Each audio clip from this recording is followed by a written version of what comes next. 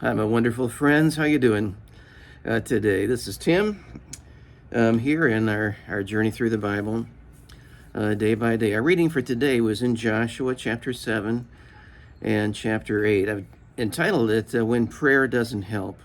And I hope you see why I did that as we think through that a little bit today. Many years ago, when I was in a Bible college, I was part of a musical group that was on tour through the western United States. And I've never considered myself much of a singer. I should give you that disclaimer first. But I could read music and I could hit a high A, and I figured, well, that's all they need for that group. But anyway, we were at one of our concerts, getting ready for it, and just having a time of prayer before we went out to sing. And one of the guys in the group was going to sing a solo that night, and he was having trouble memorizing the song that he was going to sing. And so he prayed about that before we went out. His prayer went something like this. Lord, if you can get me through those first two verses, I think I've got the last verse all right. Would you like to guess how that solo went? God answered his prayer. The first two verses were just fine until he got to the last verse, and that's where he had problems with memorizing it. Be careful what you ask for, my friends. We see, I think, an example of that in Joshua 7 and 8. At the end of chapter 6, you probably noticed Israel had just defeated this large walled city of Jericho by God's miracle. The Canaanites were terrified when they heard about what had happened with this city of Jericho.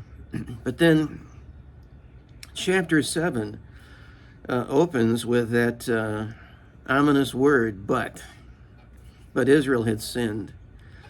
Joshua 7:1, it says, the children of Israel committed a trespass in the accursed thing. Actually, there was only one man who sinned. That was Achan, but the entire group was considered guilty. You know, they're all in this together. But after this defeat of a large walled city, they sent out spies for the next city that was coming up. It was Ai. I've heard people pronounce it sometimes just I. That's the correct pronunciation for the diphthong, but I'll use Ai because a lot of people identify that better. But anyway, when the spies came back with their report, it was all positive. They said, let not all the people go up, but let 2,000 or 3,000 men go up and smite Ai, and make not all the people to labor thither, for they are but few, just a small city, and just a mop-up operation, and then we'll go on from there. So that's what they did. Smaller group of soldiers was chosen. Everybody else take the day off. They headed off for another easy win for God's team, except it wasn't a win. 36 Israeli soldiers died. The army ran away. And that's when Joshua prayed. In Joshua 7, verse 6, it says, Joshua rent his clothes, and he fell to the earth on his face before the ark of the Lord until eventide. This was a long period of prayer for Joshua. But the content of this prayer is part of our text today that I hope you read already. But his prayer was basically saying, God, you've got a problem here.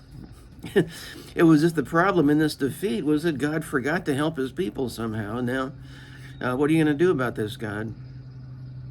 But God explained that the problem is that there's sin in the camp. A meeting is held.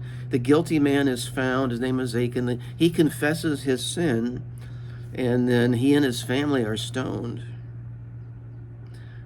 Why didn't the Lord just tell Achan, okay, give it back. You've taken the accursed thing, give it back, burn the garment. The gold and silver goes into the temple. But he was an example. I don't think that means that Achan went to hell. We may see him in heaven. But his death was a warning to the entire camp. Sometimes in the Bible we see that when God does something brand new, something like this happens. It's just a warning to people that God is serious, and You follow what God has in mind. Do you remember when the temple was brand new and the priests were inaugurated and the offerings began?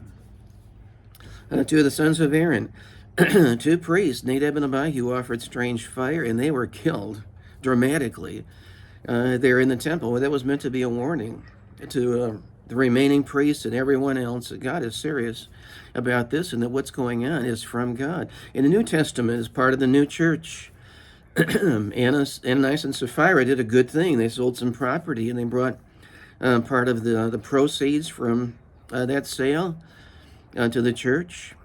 And the problem was, though, they said, okay, this is everything that we received. And that was not a good thing.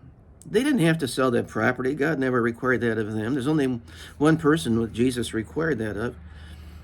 They didn't have to bring it all into the church. But the problem was they lied about it. And Peter said, you've lied to the Holy Ghost. And he fell down dead. And the same thing with his wife. When she came in, that she was an accomplice, and she was killed by God as a result. And it's at that point, anyway, where God instructs Joshua about the way to defeat Ai. Why didn't the Lord tell Joshua that in the first place?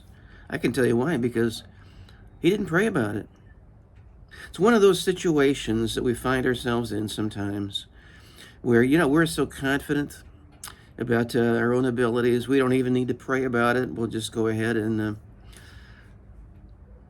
do it ourselves. And the result is often disaster. And that's maybe answers your question. The prayer that doesn't help is the prayer that's never prayed. Now, if Joshua would have prayed to God in the first place, God would have told him then, there's sin in the camp. You need to take care of that first and then defeat the city. We can learn from that. And maybe this would be a good time to pray about what God has in store for you today, my friend. Well, keep reading.